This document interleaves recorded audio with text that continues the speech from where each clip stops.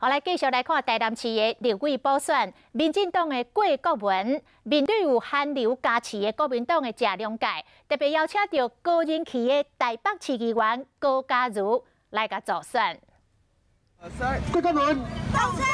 目前咧招牌公主头，台北市议员高嘉瑜透早就到台南替补选立委的共党候选人郭国文伫菜市仔邮票，伊用北方加日头的故事来为郭国文加油。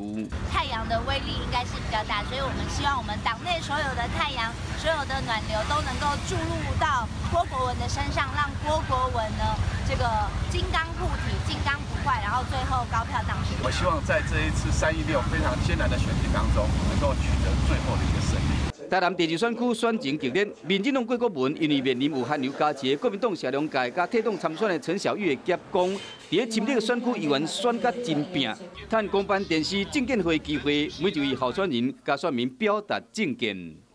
对农民、渔民、摊贩、劳工、中小企业等等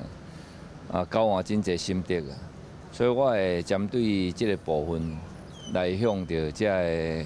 乡亲做诉求。 7大政见，然后等一下我会一一就是念出来，然后还有想说可能应该会唱一首歌吧，感谢这3个多月来选民对我的一路支持。郭国文是谨慎应战，民进党嘛展现高度的团结，一波一波落南助选，是希望讲立委补选会使将立赢票仓顾好调。